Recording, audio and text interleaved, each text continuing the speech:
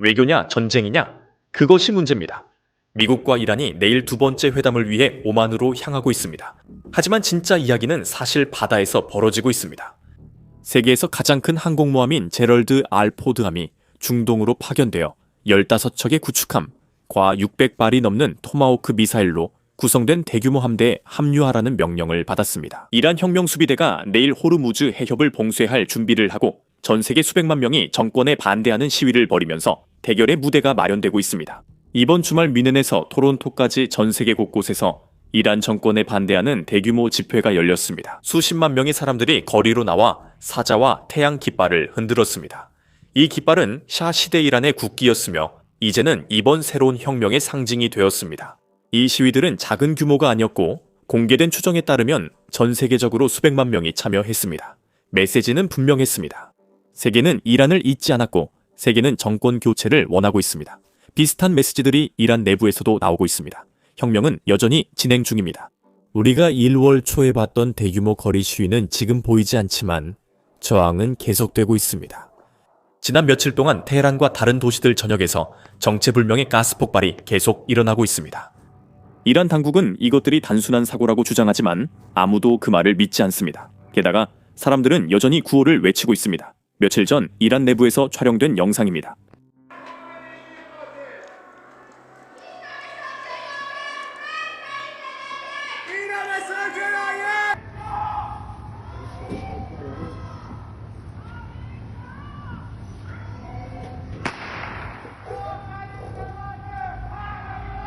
이 모든 상황이 내일 열릴 2차 협상의 배경이 되고 있습니다.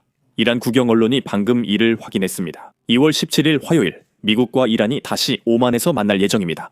그런데 이상한 점이 있습니다. 이 협상은 간접 협상으로 양측 모두 같은 건물에 있지만 서로 직접 대화하지는 않을 것입니다. 그것이 이란 측의 조건입니다. 그들은 미국인들과 같은 방에 있기를 거부하고 있습니다. 그래서 이렇게 진행될 예정입니다. 이란은 오만 외무장관과 대화하고 외무장관이 두 번째 방으로 이동합니다. 미국인들이 답변하면 그는 다시 이란 방으로 돌아와 미국인들의 말을 이란에 전달합니다. 이게 웃길 수 있지만 지난번에도 이렇게 8시간 진행됐다고 합니다. 미국 대표 스티브 우드코프와 제러드 쿠슈너가 그렇게 말했다고 합니다. 이란과의 핵 합의는 어렵거나 불가능에 가깝습니다.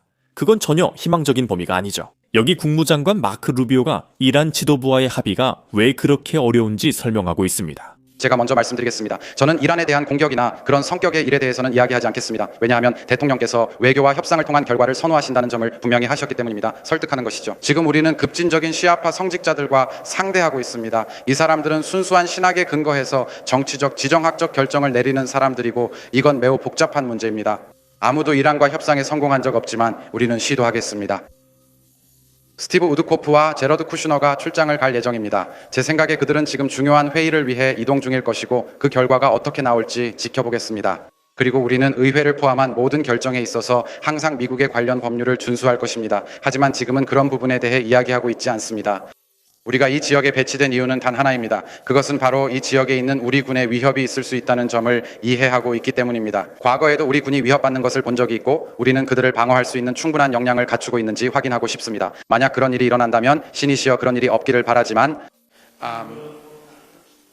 우리는 그에 관한 법이 무엇이든 따를 것이고 그것은 벨리토의 상황에 달려 있습니다. 하지만 지금 우리는 협상에 대해 이야기하고 있고 협상에 집중하고 있습니다. 그것이 우리가 하는 일입니다. 대통령께서 그것을 분명히 하셨습니다. 그게 바뀌면 모두에게 분명해질 것이며 우리는 법에 따라 따를 것입니다.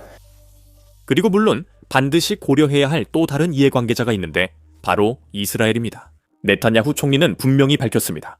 어떤 핵 합의든 이란의 탄도미사일 프로그램도 다뤄져야 한다고 말입니다. 보시다시피 12일 전쟁 동안 이란 미사일이 이스라엘 영토를 타격했고 이스라엘은 그 능력이 제거되기를 원합니다. 네탄야후 총리는 트럼프 대통령과 만나 이번 합의에서 요구사항을 전했습니다.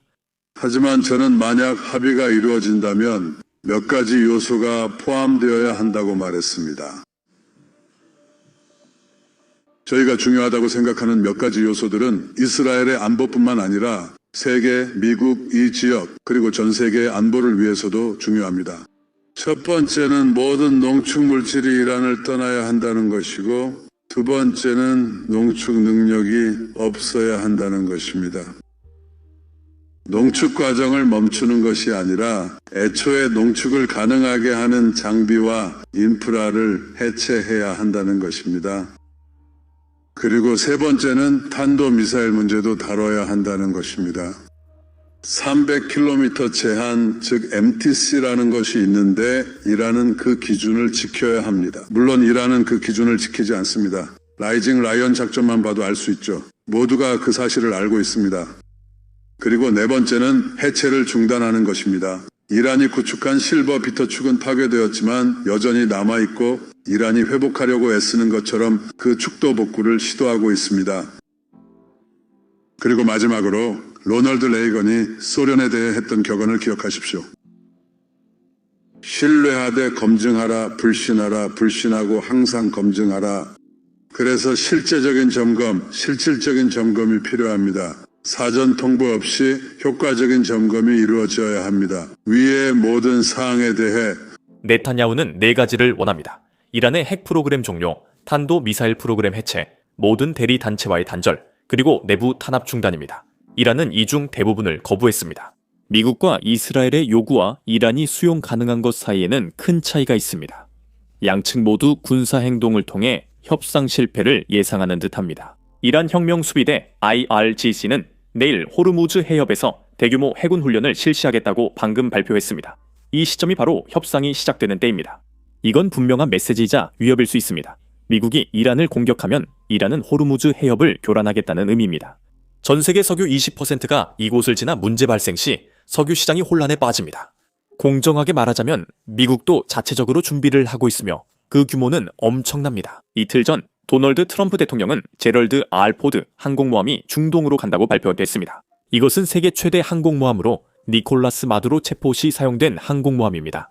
자세한 내용을 알려드리겠습니다. 화요일에 이란과의 협상이 다시 시작되며 이번에는 제네바에서 열립니다. 트럼프 대통령은 두 번째 항공모함인 제럴드 R 포드함을 해당 지역에 파견했습니다. 만약 우리가 합의를 이루지 못한다면 그 항공모함이 필요할 것입니다. 합의가 없으면 우리는 그것이 필요합니다. 미넨에서 트럼프 대통령의 대표단을 이끈 국무장관 마르코 루비오는 유럽 동맹국들에게 안심시키는 메시지를 전했다는 평가를 받으며 기립박수를 받았습니다. 이제 그 지역으로 향하는 가장 큰 항공모함이 간다는 건 분명히 큰일입니다.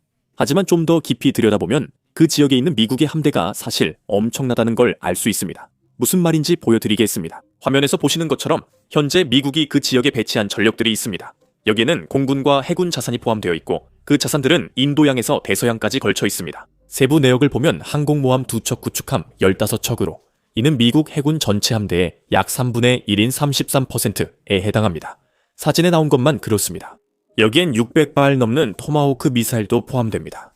이 함대에는 두 가지 목적이 있습니다. 첫째, 항공모함이 뒤에 있으면 협상에서 지렛대가 되고 말에 더 큰 무게가 실립니다. 둘째는 선택지입니다. 협상이 실패할 가능성이 더 높아 보이지만 미국은 모든 행동에 준비가 되어 있습니다. 핵시설에서 흥미로운 일이 일어나고 있습니다. 미국은 지난해 미드나잇 해머 작전 중 공격했습니다. 위성사진에 따르면 이란은 에스파한에 있는 핵시설을 은폐하고 있습니다. 그들은 그 위에 구조물을 세우고 지금 봉쇄하고 있습니다. 이란 측의 설명은 다음과 같습니다. 그들은 내부에 미폭발 토마호크 미사일이 있다고 주장합니다. 그래서 유엔 사찰단이 현장에 들어가 모든 것을 점검하는 것이 안전하지 않다고 말하는 것입니다. 미사일은 움직이면 언제든지 폭발할 수 있습니다. 여러분도 아시다시피 이란은 인간의 생명을 소중히 여긴다고 합니다. 1월의 한일 이후에도 그렇다고 주장하는데 이게 사실일까요? 사실 우리는 아무것도 모릅니다. 지금은 아무도 들어갈 수 없으니까요. 토마호크 미사일이 폭발하지 않았을 수도 있나요? 하지만 이 정보가 공개된 시점이 좀 수상합니다. 협상 과정에서 말이죠. 미국은 유엔 사찰단이 이 시설들에 들어가서 제대로 파괴됐는지 확인하길 요구하고 있습니다. 이란이 사찰단 출입을 막은 이유는 내부에 미폭발 미국산 폭탄이 있기 때문입니다. 정말 편리하죠. 그리고 우리가 여러 번 말했듯이 이란은 거짓말을 자주 합니다. 이것이 실제로 안전에 대한 우려일 수도 있고 아니면 핵시설 내부에서 벌어지고 있는 무언가를 숨기기 위한 핑계일 수도 있습니다. 지금 말이죠. 여기서 중요한 또 다른 점은 에스파한이 미국이 벙커버스터를 사용하지 않은 세 곳 중 하나라는 것입니다. 그들은 가이드 범 유닛 폭탄을 사용하지 않았고 대신 잠수함에서 발사된 토마호크 미사일을 사용했습니다. 그래서 GPUS가 아마도 작동했을 것입니다. 왜냐하면 이란은 그 장소들 안에 미폭발 탄약이 남아있다고 주장하지 않고 있기 때문입니다. 이제 우리가 미드나이트 해머 작전에 대해 이야기하고 있으니 어제 막 알게 된 흥미로운 사실이 있습니다. 그리고 이것은 현대전이 얼마나 많이 변했는지를 보여줍니다.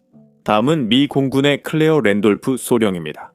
그녀는 무기 및 전술 책임자이며 방금 작전 보안 유지의 어려움에 대해 이야기했습니다. 소셜미디어 시대의 그녀는 그것이 어떻게 영향을 미치는지에 대해 이야기합니다. 현재 가장 큰 문제 중 하나는 트위터 같은 곳에서 일반인들이 미군의 움직임을 실시간으로 추적해서 모두가 볼 수 있도록 공개한다는 점입니다. 한번 들어보시죠. 그러니까 아무나 트위터에서 우리 비행기가 어디로 가는지 연구하고 그걸 공개하고 정리해서 올리고 있어요. 미국 분석가들이 그런 일을 했다면 우리는 비밀이나 1급 비밀로 여겼을 텐데 그런 정보가 인터넷에 공개돼 있네요. 그래서 작전 보안, 특히 수백 대의 항공기가 움직이는 초국가적 이동에 대해 이야기할 때는 정말 숨기기가 어렵습니다. 그래서 OPSC 정말 큰 걱정거리예요. 저는 사실 최근에 데저트 스톰 35주년 기념 기사 하나를 읽고 있었어요. 그런데 이게 똑같다는 게 좀 웃기네요. 맞아요. 이 트위터 사용자들은 오픈소스 및 비행 추적 웹사이트 등 공개 데이터를 활용하고 있어요. 또한 아마추어 분석가가 알 수 있다면 러시아, 중국, 이란도 당연히 알 수 있습니다. 그들은 트위터가 필요 없습니다. 하지만 이제 미군이 극비 미사일 계획에 소셜미디어까지 고려해야 한다는 사실은 뭔가를 시사하죠. 그리고 군대는 실제로 적응하고 있습니다. 여러분이 미드나잇 해머 작전 세부 사항을 기억한다면 그것도 기억하실 겁니다. 비폭격기 6대 정도가 서쪽으로 향해 치했는데 모두가 디에고 가르시아나 어쩌면 괌으로 가는 줄 알았죠. 하지만 실제 공격 부대는 동쪽으로 갔습니다. 아무도 그 점에는 신경 쓰지 않았죠.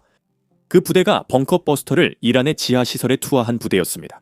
이걸 보면 군대가 우회 방법을 가지고 있다는 걸 알 수 있죠. 하지만 이제 트위터를 다루는 것이 작전 계획의 일부가 되었다는 사실. 그게 바로 2026년의 현실입니다.